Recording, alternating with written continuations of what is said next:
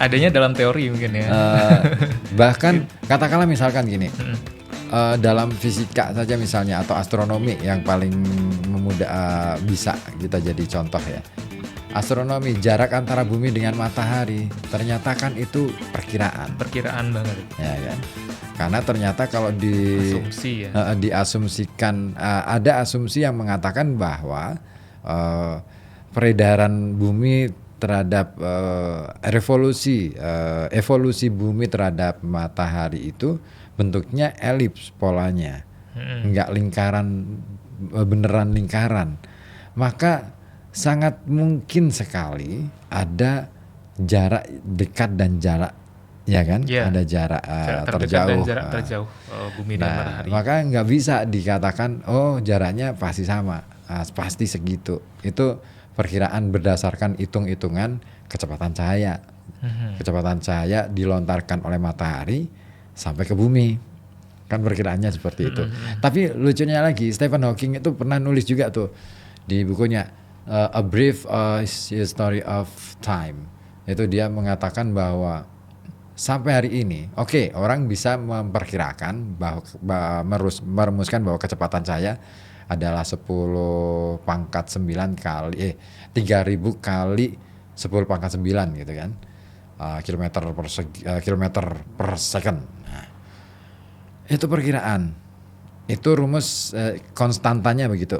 Tapi ternyata sampai hari ini belum ada satu ilmuwan pun yang bisa mengetahui bentuk cahaya itu seperti apa.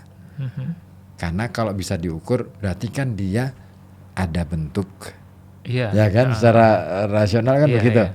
Ada bentuknya, ada ukurannya. Nah, nggak ada yang berhasil mengukur bentuk setiap, katakanlah misalkan kita anggap saja materi cahaya itu bentuknya butiran-butiran kecil banget, tapi itu nggak pernah tersentuh. Itu menarik. Stephen Hawking sampai menanyakan bahwa terus ini gimana caranya mereka ngukur gitu, kok bisa nemu bahwa kecepatan cahaya sekian.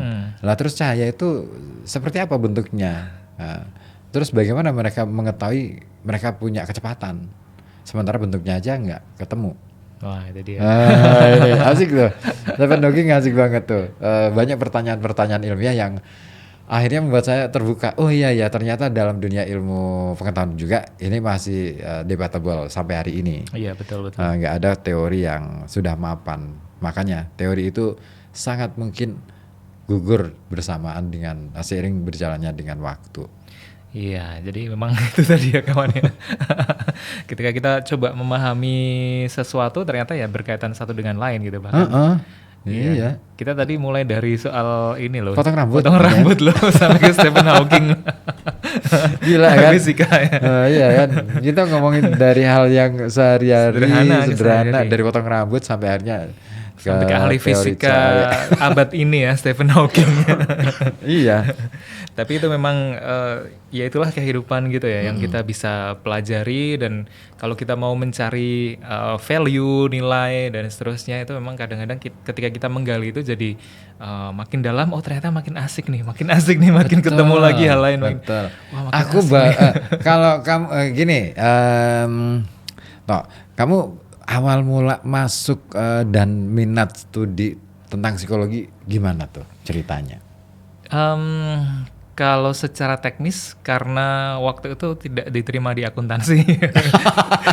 Akuntansi pilihan pertama. Nih ceritanya. Akuntansi pilihan pertama, psikologi pilihan kedua gitu. Itu secara teknis ya. Cuman kalau misalnya secara mungkin dimulai dari nggak tahu ya sejak kapan itu saya kok suka gitu memperhatikan orang gitu ya. Ini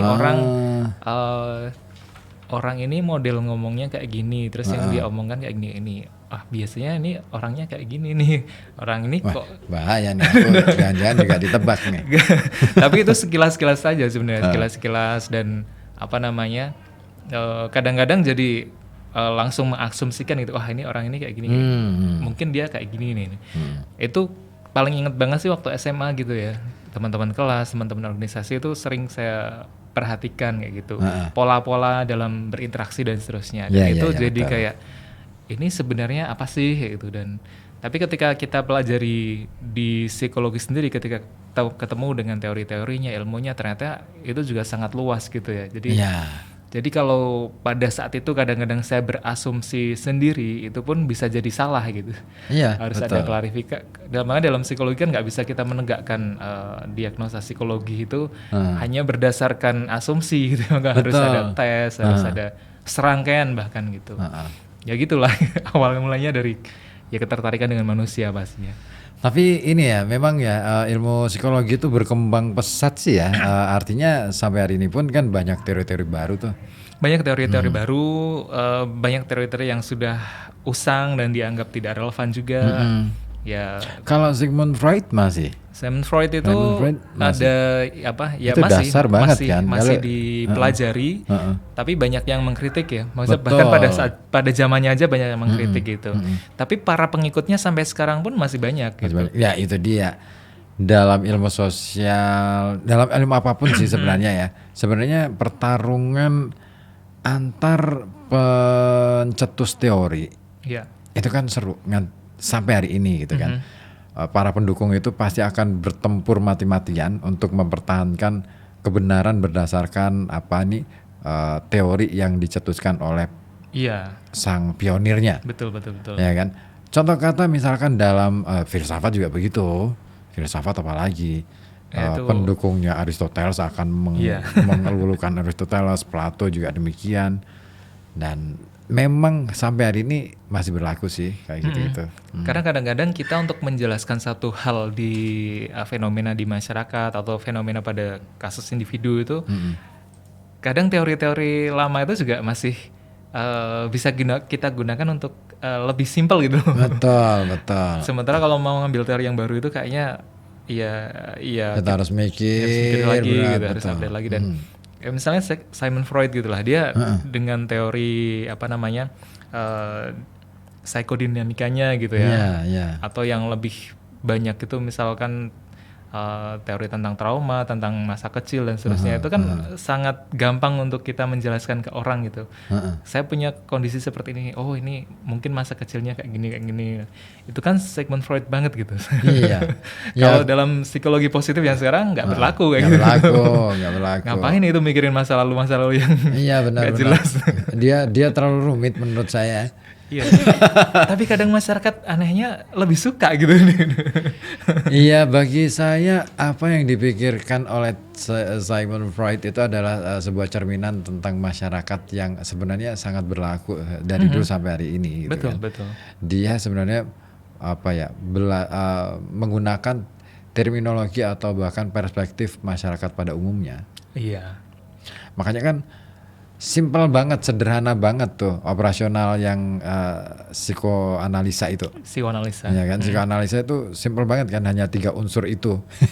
Iya. Id, ego, super ego. Saya kadang-kadang mikir, ini pasti ada, sering banget aku mengkritik teori itu. Ini kayaknya ada sesuatu yang nggak beres nih, ada sesuatu yang kurang nih. Kalau id, ego, super ego, masa sih? Karena gini, di super ego terutama, di super ego itu akhirnya nggak jelas tuh antara psikologi dengan sosiologi. Ya kan? Iya. Bagaimana orang punya pertimbangan ketika mengambil sikap berdasarkan norma ataupun sesuatu yang berlaku, iya kan? Nah itu kan di pendekatan sosial. Ini gimana ceritanya?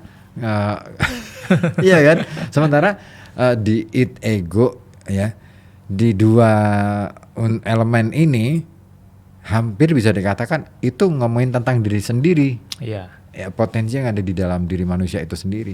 Nah, sementara di super ego kok ada poin ketiga yang ini loncat nih. Nah, ini kelemahannya di itu. Saya sering banget tuh bahas soal-soal kayak gitu dengan kawan-kawan tuh. Wah, ini kayaknya teori yang aneh gitu. Anehnya lagi misalnya kayak seseorang itu dorongan terbesar dalam hidupnya dia adalah misalnya kalau menurut Sigmund Freud itu adalah seksual gitu. Ya. It-nya itu kan seksual gitu. Nah, itu juga banyak mendapatkan kritikan besar. Tapi kalau misalnya direfleksikan gitu ya ke dalam kehidupan pribadi atau beberapa konteks kehidupan orang itu ternyata bisa juga gitu, bisa nyambung juga, dan itu memang dalam konteks kasus-kasus tertentu itu memang bisa menjelaskan kenapa ada kondisi-kondisi psikologis yang dialami gitu. Betul, Kadang betul, kayak gitu betul. sih. Iya Anehnya. sih.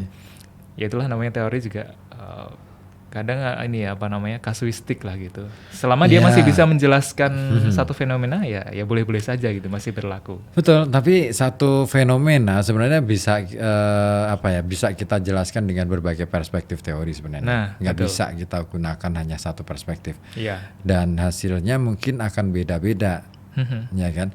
Simpulan yang muncul juga akan beda-beda. Tetapi nanti disitulah sebenarnya dari perbedaan-perbedaan perspektif yang dihasilkan itu sebenarnya kita bisa menemukan kelengkapan sebenarnya. Problemnya adalah kadang-kala nih bagi teman-teman nih, bagi teman-teman mahasiswa ini khususnya nih, yang lagi pada suka belajar tentang teori. Kita kadung mencintai satu teori, terus akhirnya kita menjadi fanatik. Nah, itu dia. Ya kan? Terus akhirnya kita menjadi pencinta sejati, seolah-olah kalau bukan teori itu salah gitu loh. Padahal belum tentu. Ini soal perspektif. Teori adalah alat bantu untuk menemukan perspektif. Kita mau lihatnya dari sudut yang mana, gitu kan? Nah, kalau kita gunakan teori yang lain dengan perspektif yang lain, pasti juga hasilnya beda lagi, lain cerita, gitu. Makanya saya suka tuh belajar tentang teori itu. Saya mulai belajar menekuni dunia teori itu ketika nemu teori dekonstruksi. Teori dekonstruksi. Itu Jacques Derrida.